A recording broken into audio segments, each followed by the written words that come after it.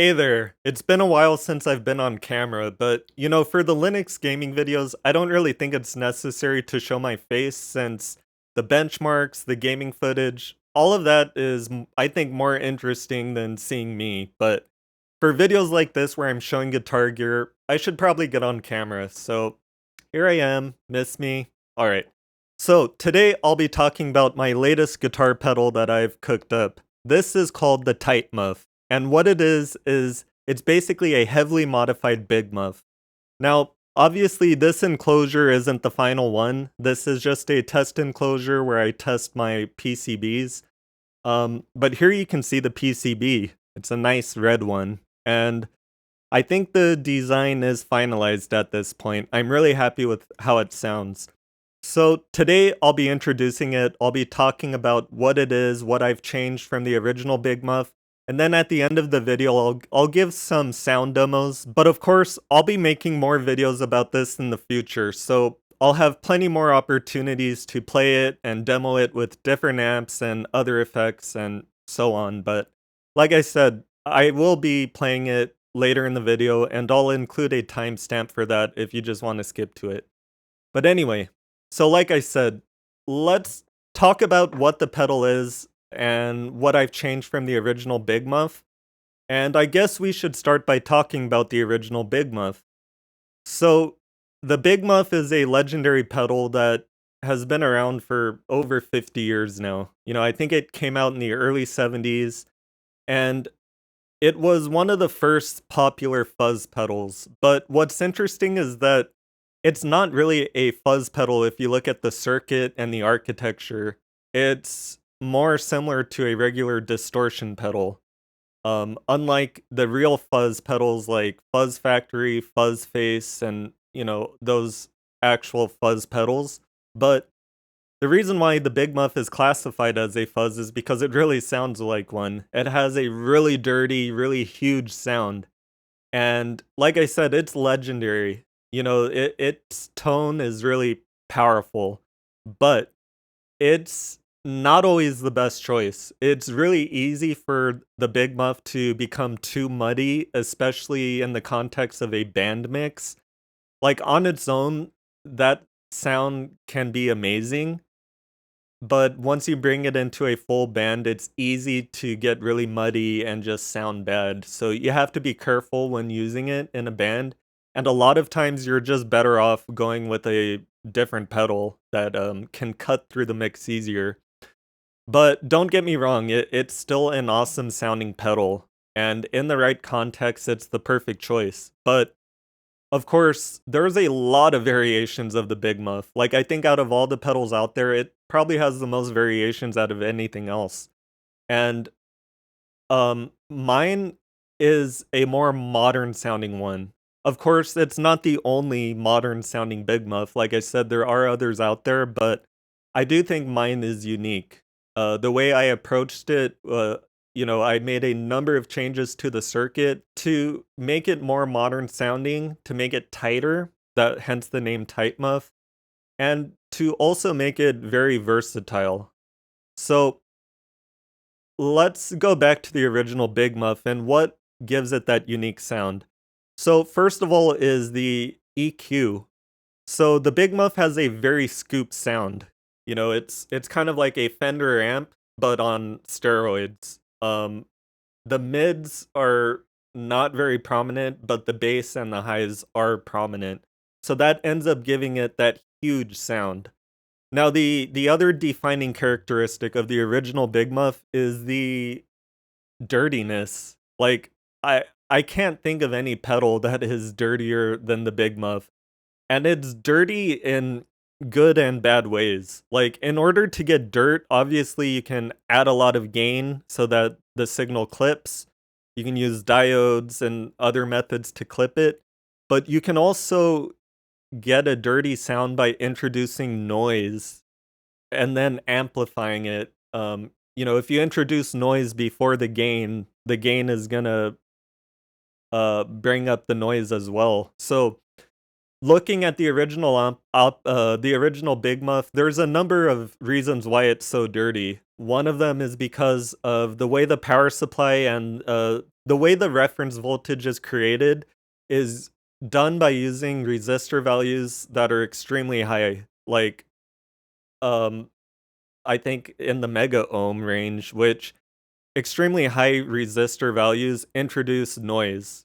So that's one reason. Another reason is the components that were used back in the early 70s weren't exactly the most precise. Like, they were more prone to noise, especially the electrolytic capacitors, which also there are electrolytic capacitors directly in the signal chain, so that adds more noise. So, yeah, it's a really dirty pedal, but part of that comes from the noise, and that's not always good. Like, that's not always what you want. Don't get me wrong, like I said, it's an amazing sounding pedal, and in the right context, like if you're a punk band and you're making some really dirty sounding tracks, like, yeah, it's perfect. But again, it's not always gonna be the best choice. So I'd say those are the defining characteristics of the original Big Muff. It's huge scoop sound and a ton of noise. Now, looking at other variations of the Big Muff, there's also the op-amp version, which, you know, Billy Corgan from the Smashing Pumpkins famously used that in an album. Um, Even that version, just because it uses an op-amp doesn't mean it's gonna be more modern, because that op-amp isn't a jfet op-amp. That's an op-amp that uses the original silicon transistors, not jfets. Now, that's one of the major differences in my pedal, is that it does use jfet op-amps. And essentially what that does is it gives it a more modern, tighter sound. And it's also the reason why a lot of overdrive pedals use jfets is because jfets are known to give a more tube-like sound. So that right off the bat, I think this is a more hi-fi version, simply because it uses jfets. But I've made a number of other changes because, like I said, there's a lot of variations of the Big Muff out there, and this isn't the first variation that uses jfet op amps. There are others, but I made some substantial changes from those as well. For example, the tone stack was changed. I replaced a number of capacitors and resistors to shape the tone differently. The gain structure is slightly different. Um, and I've also included another useful mod. This certainly isn't an original mod, but what this is a tone bypass switch. And this mod has been around forever for the Big Muff, but what it does is it bypasses the tone stack at the end of the chain, which, like I said, the tone stack gives it that scoop sound. Well, when you bypass it, it brings out the mids a lot more. And this makes it a truly versatile pedal. Because like I said, sometimes the original Big Muff can just be too much, it gets muddy and overpowers the mix or whatever. So, like, if you're a lead guitarist and you want to cut through the mix, well, flipping the tone switch to deactivate the tone, to bypass the tone, brings out the mids and helps you cut through the mix better. So, yeah, overall, I'd say I refined the Big Muff by using existing mods such as the bypass switch, but also did some completely unique changes as well. Like I said, the power supply and the way the reference voltage is created in the original Big Muff leads to a lot of extra noise. Well, I improved that and basically made it more like a more modern overdrive pedal. So it's basically just a Big Muff that is taken down a notch to make it more like a regular distortion pedal. So if you compare it to, the DS1 and the original Big Muff, I'd say my pedal sits right in the middle. It still has that DNA and architecture of the Big Muff, but it's toned down to be more like a traditional distortion, and it's a lot more tighter and modern sounding, and I really think that it delivers a great sound. So, without further ado, I think I've explained enough about what the pedal is and what I've changed.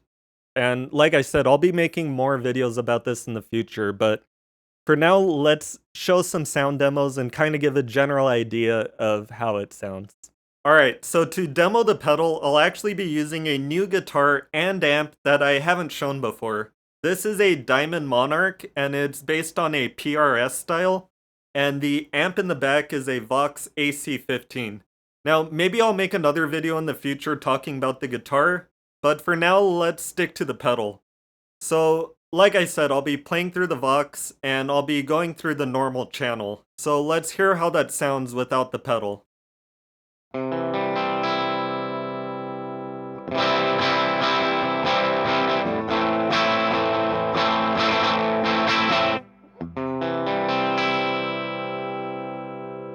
Alright, so you can hear it's pretty clean. Of course, it has a little tiny bit of crunch, which you would expect from a Vox. But anyway, it's a great sounding pedal platform, so that's why I'm using the Vox. So yeah, let's hear the pedal now. And I'm gonna start with all the knobs at noon. Now, unlike my previous video where I showed a pedal, I'm not gonna have the overlooking camera looking at the pedal, because that's just a whole ordeal to set up. So unfortunately, you won't be seeing me turning the knobs, but I'll be telling you where the knobs are and what I'm doing. So let's start at everything at noon.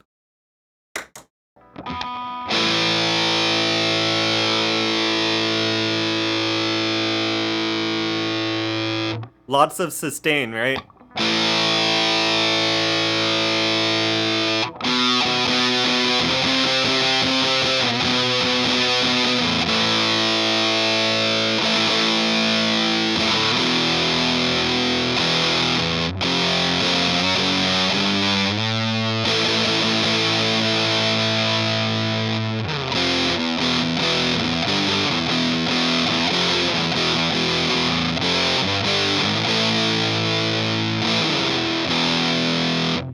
Alright, so it sounds like a Big Muff, right? But like I said, it's just dialed back a notch. So it's between a distortion and a Big Muff.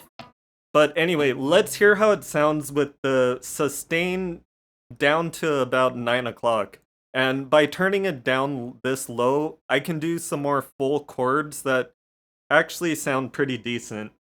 Because, you know, when the sustain is turned up, you can forget about full chords. Like, it's just way too much.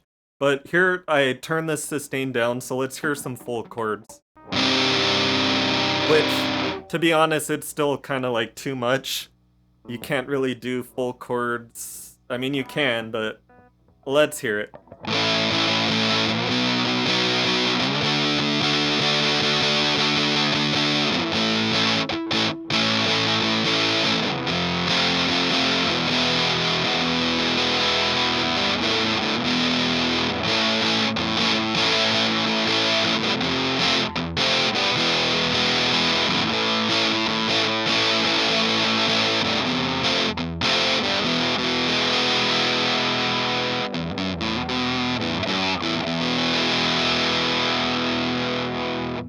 Okay, so like I said, it's not really meant for full chords, but I just thought I'd show, you know, the gain is a bit reduced from the original Big Muff, so if you turn the sustain down, yeah, you can do full chords, but that's not really what this pedal's meant for. So let's crank the gain back up. Let's go to like 3 o'clock on the sustain, not the gain.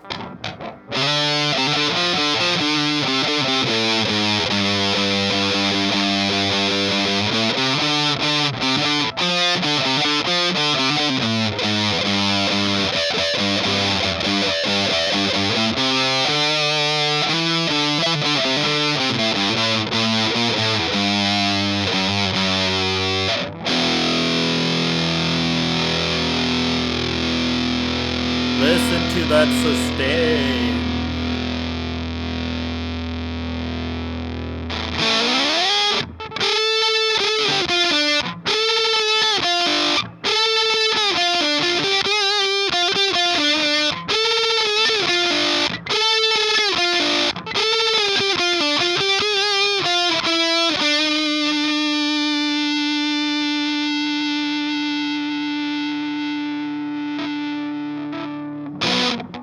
Now let's hear the neck pickup.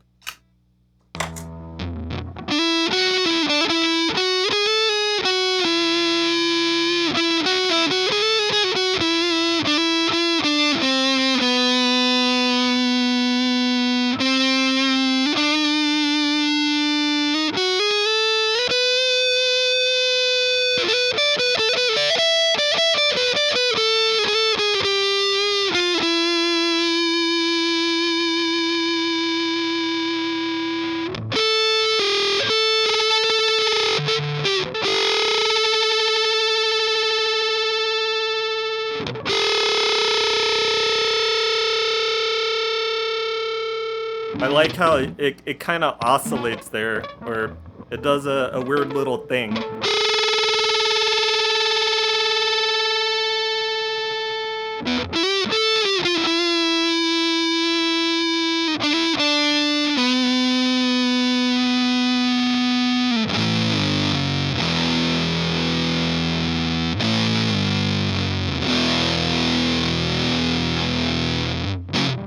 Sorry for my noodling around. Like, I'm not really playing anything in particular, I'm just kind of making noise. Which, I mean, it's a fuzz pedal, so... But yeah, I mean, I'm just noodling around, I'm not playing any songs or anything. But anyway...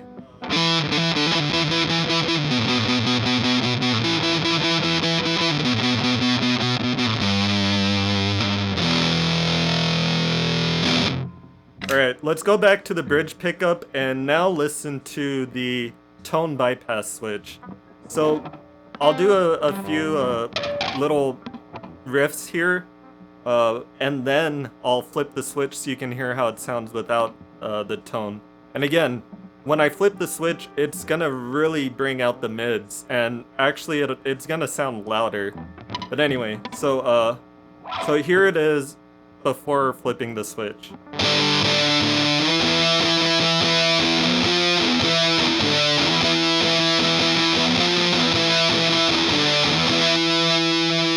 Okay, now I'll flip the switch. Sorry.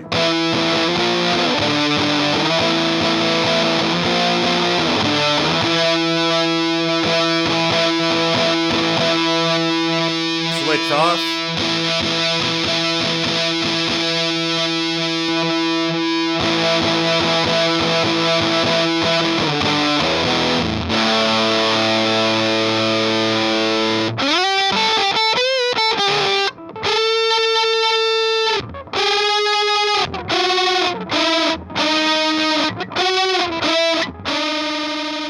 Alright, so that's enough playing for today. Like I said, the main point of this video was to introduce the pedal and talk about it and give you a taste of how it sounds. But I will be making more videos on this, and I'll be doing plenty more sound demos in the future. And also, if I didn't make this clear before, I'll be selling these pedals very soon. Within, I'd say, the next couple of months. Definitely in time for the holiday seasons this year. At first, I'll just be selling the PCB, and I've made a whole playlist of guides and basically an instructional series of videos showing you how to build your own pedals. So if you're interested in learning how to build your own, my PCBs that I'll be selling soon are a great way to get started. But of course, I'm also planning to sell kits that come with everything you need, and I will be selling some complete pedals as well, but like I said, at first I'll just be doing the PCBs. So if you like what you heard and you want to get your hands on one of these, you'll be able to buy them very soon. I'd say by November. Alright, so anyway, I hope you guys liked this video. If you did, please give the video a thumbs up, subscribe for more, and I am going to be showing some more custom designed pedals very soon. I'll be selling a couple of them in November, so stay tuned for that. But anyway, thanks for watching, and I'll see you in the next one.